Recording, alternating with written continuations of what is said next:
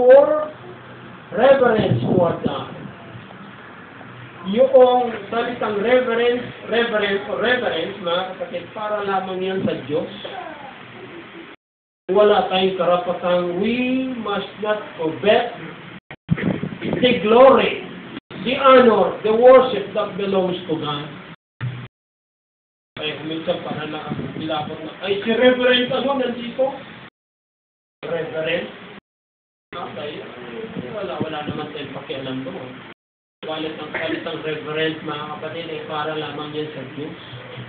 Ba't mo lalagyan ng Reverend kung pangalan mo? May mga pastors, may mga taong naglalagay nito. In fairness sa kanila, mga kapatid, kung tatanungin natin, anong ibig sabihin? Ba't may Reverend? Para medyo may dating? Para medyo may postura? Para medyo may impact? That is right. Kita nyo, brother lang, si ganito. Ang gawain, wow! Brother lang yun. So, mga kapatid, our Father which art in heaven, hallowed be thy name. This calls for reverence toward God. Sinasabi rito, ang salitang reverend ay isang bagay na parang it calls for holiness. It calls for righteousness. It calls for a holy and a righteous living. It calls for keeping oneself right, keeping away from sin. Umiiwas sa kasalanan. Alam niyo, may mga kasalanan na tagong-tago na hindi nalalaman. Ito ang ibig sabihin nito, mga kapatid. Reverence, the word reverence is exclusively for God, and we must not covet what belongs to God. Kaya mahalaga, mga kapatid, we should approach God with worship and reverence and adoration. Ibig sabihin, worship the Lord in the beauty of holiness. Reverence is more than being quiet in the church. Yan, napupuna ako rito sa ating video. Parang hindi ko lang masigawan. Minsan, nagpipray tapos biglang may lalabas. Nagpipray biglang may kung ano-ano. Reverence is being quiet in the church. Reverence is being silent in the eyes, in front or sa harap ng Panginoon. Reverence is more than being solemn in the service of the Lord. Reverence is recognizing the holiness of God in our lives. Reverence, mga kapatid, is respecting in the highest degree ang ating Panginoon. Reverence is acknowledging our personal sin sa harap ng Panginoon. Reverence is faith to our holy God or to our loving God. Reverence is being carefully, reverence is living carefully because God is holy. Ang Diyos ay banal, ang Diyos ay matuwid, kailangan ang Diyos ay respetuhin, sambahin, igalang, at bigyan ng pinakamataas na prioridad sa ating mga buhay. Hallowed be thy name, ang sabi riyan. Thy kingdom come. Kung ating titingnan muli, ibalik natin doon sa Matthew chapter 6, sinasabi roon, thy kingdom come, yan ay isang panawagan sa pagbabalik natin sa Panginoon or to return to the Lord. Itong kingdom na ito ay ating makita rito na ito ay this might be a literal kingdom na kung saan minsan nung mabuhay si Kristo sa mga patay at inipon niya ang kanyang mga disciples doon sa Acts chapter 1 verse 6, sila ay nagkaroon ng meeting doon at ang meeting na yun ay isang panghuling mga araw ng ating Panginoong sa Kristo. Mayroong tanong ang mga disciples sa kanya. Sabi niya, verse 4, Acts chapter 1, verse 4.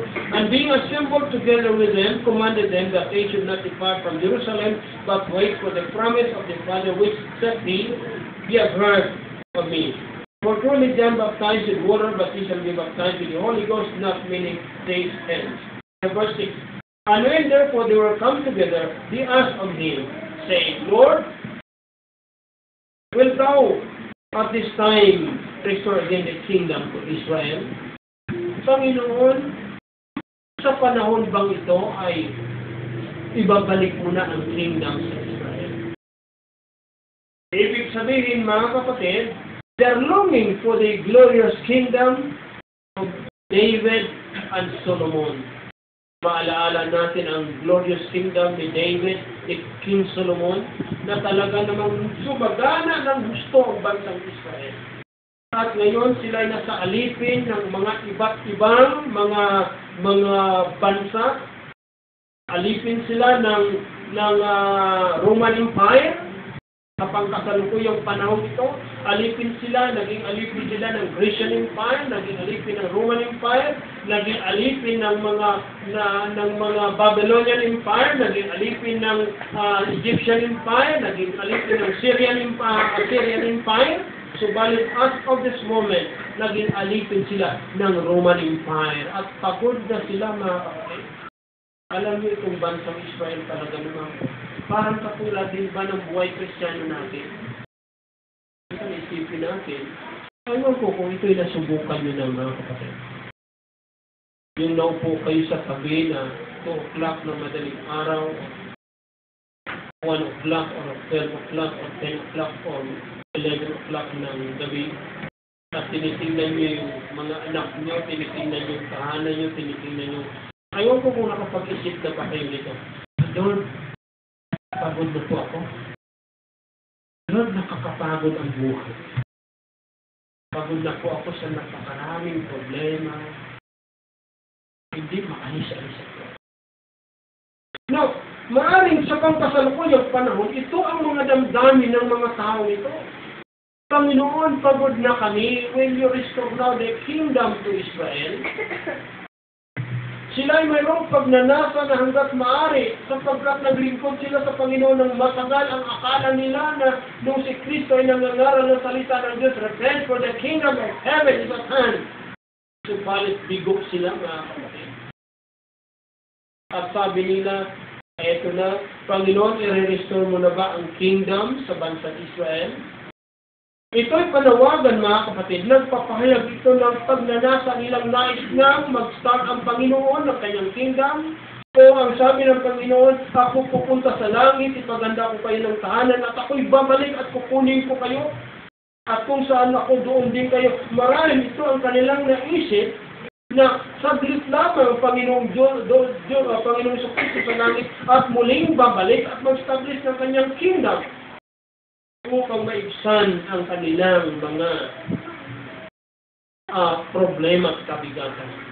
Mga kapatid, ating makita rito na ang mga tao, mga anak ng Diyos na nag-expect ng ganitong kaisipan ay nagpapahayag lamang na iniisip nila na ang ating Panginoong Kristo ay muling darating.